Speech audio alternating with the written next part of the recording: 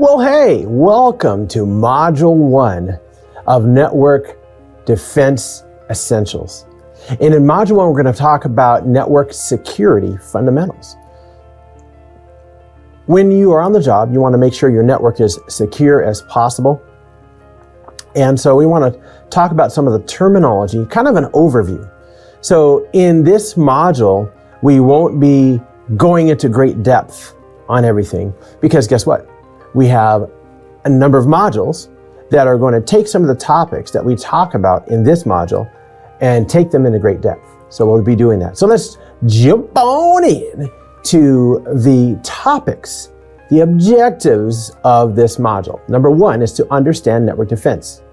Number 2 is to understand information assurance principles. Number 3 is to understand the benefits and challenges of network defense. Number 4, we're going to look at an overview of the different types of network defense approaches. Number 5, we're going to understand the different types of security controls. And number 6 is we're going to look at network security protocols. Let's do it. Starting with number 1, we're going to look at understanding the fundamentals of network security. And then after that, we'll look at some of the security protocols. So what we want is a network. Let's zoom out here. Okay, let's just zoom out and give you kind of the overview of what we're talking about. So what I'd like you to do is come for a walk with me into a building. And it's not quite at the city center. It's a little bit off, and it's a 8-story building. And what we're going to do, I want you to walk with me into this building. And here at the front desk, we're going to need to give you a visitor's badge. So go ahead and clip that on somewhere. All right, good. And you see the lobby here. I want you to stop and look at this lobby and just look around for anything electronic. All right, so you see the receptionist that helped you with the badge? Well, she has a really nice little computer system, right? I want you to also look around. You look up in your imaginary lobby, and you'll see at least one security camera. I want you to look over there by that window. You'll see that in the plenum, there's an embedded device. You know what that is? That's a glass break detector. So if after hours someone breaks the glass, there'll be a signal sent. This is part of their IoT network. So we have a desktop computer for the receptionist. We have a camera. What else do we have? Do you see this display? That is a moving display that's showing some of the projects that the company is working on. It's like this big flat screen monitor turned on its side. Well, that can be controlled from within the organization, and it's also an IoT device. Well, since you have your visitor's badge and you've signed in, let's go ahead to one of the busiest floors as possible. So this company, XYZ Corp, I tell you what, they do a lot of business. And since they do multi-hundred millions of US dollars in business, they have a lot of people calling in the organization saying, hey, I need some help with something I ordered. So if we go over here to the 3rd floor, let's get out of the elevator, you'll see there are all these cubicles and people are on the phone.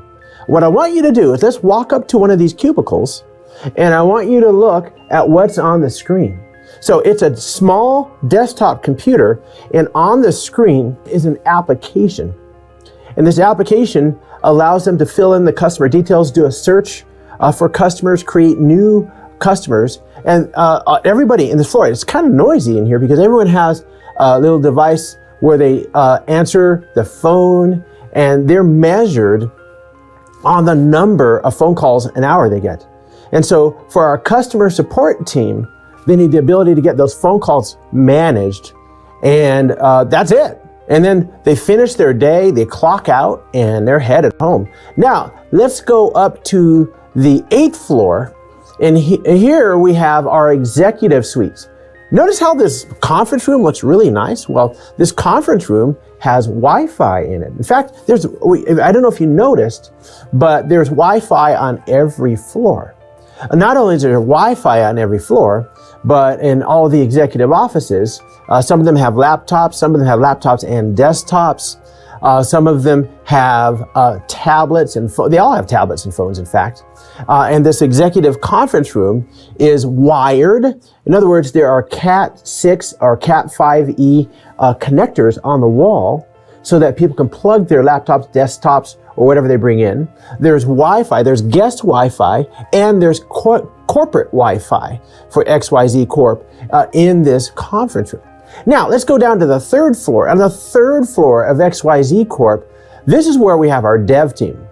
These are the people who are the brains of the operation. These are the people that are bringing in, creating the apps that bring in multiple hundreds of million dollars of cash. These are people that are programming in everything from Python to C++, to C#, and they're doing a lot of scripting, and they're putting together the website. So these people have different needs than the people in customer support. So when they come in the morning and log into their workstations have a lot more capability. They don't just have one single app like in customer support. What they have is a full array of entire operating systems, and they have access to web servers like IIS and Apache, and operating systems like Windows 10 and Windows Server and Linux and BSD, and they have even other operating systems that they program for. They also follow a secure coding methodology to make sure that every line of code that leaves into the production network is secure. And so they have a very different way of going about doing their work on a daily basis. Sometimes they will program from home. Sometimes they'll program while they're on vacation. They're the only one on the beach with a laptop programming away on a project. And so they have a lot of different needs from the people on the first floor, which is you and me, right? The IT people. These are the IT, the security people. These are the people that take care of the network. They take care of the network security. They have the most powerful accounts in the organization. They can get into every nook and cranny of every section of the network. The network engineers have access to the plenum, into closets where routers and switches are stored. They're the ones who contract out and use internal work resources to wire new network connections and network drops, to control the virtual local area networks or VLANs that are in customer support, in the dev team, in the executive team, and in IT, and in sales. They control the entire network. They control the entire identity, the entire encryption. And we have a team of people dedicated for looking for intrusions into the network, looking for oddities into the network, looking for deviations in employee functionality. Like, for instance, Fred, who's in customer support, comes in at 8, leaves at 5, logs in at 8, logs out at 5 every day. We know that he has a certain behavior, but guess what? Fred's been trying to log in from another workstation, but Fred is logging in from the Ukraine, right? There's something out of bounds here, and the people on the first floor, you and me, are going to notice that, and we're going to find out that somebody's trying to hack Fred's account. So what we have is a multi-story building, part of a large organization that has products, accountants, customer support, executives, IT people, network security people, sales teams, all wired and wirelessly, consuming, using, processing information in a network, right? That is what we're looking at.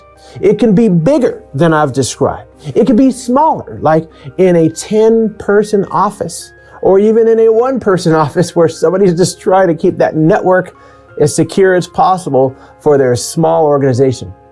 But I want you to imagine throughout this class that you are defending working with a real network, real cubicles, real people logging in, and real action taking place on a day-to-day basis on this network. So when I talk about terminology, you'll often hear me refer back to XYZ Corp and what they're doing with their network, because I want you to be able to sort of imagine what we're talking about in the context of reality, right? Not just terminology, but some organization, some group of people working together as a team to defend the network. So now with that vignette, that thought bubble in mind, let's look at the essentials of network security, right? So what we want to do is we want to provide network security controls. Whenever you see that term, security controls, what we're talking about is making sure that only the correct people have access to the correct resources. Have you ever logged in? Control-Alt-Delete, username and password? That's a security control. Have you ever taken your phone and it had to read your facial geometry or whatever? That is a security control. Anything that stands between an entity, and when I say the term entity, that could be me, a user, could be a program or protocol, anything that requires access. Could be computer generated, or it can be biologically generated. As it turns out, that's me, right? And anything that stands between that entity gaining access to a resource is a control, right? So that's a network security control. Then we have network security protocols. The term protocol is a term that is talking about communicating, right? So if I were to start talking in another language, like Espanol or Le Français or some other language, or Mandarin or something like that, if you spoke Mandarin or French or Spanish, we'd still be able to communicate, but others wouldn't understand if they didn't speak that language, right? And so the idea of a control is, I'm sorry, not a control, but a protocol is where somebody is able to speak the language. In this case, it's computers. The computer can communicate with another computer. If they don't speak the same protocol, though, then they won't be able to communicate. We'll look at the protocols of communication in a little while. And then the next one we look at is network security devices. There are a variety of devices that we can use to secure the network. And those devices range from small security devices that are at the edge, or larger, maybe larger security devices like firewalls and IDSs, intrusion detection systems, IPSs, intrusion prevention systems, at the edge of the firewall, all the way to devices and programs in the interior of the network. We'll talk about those, all right? So those are the three major areas.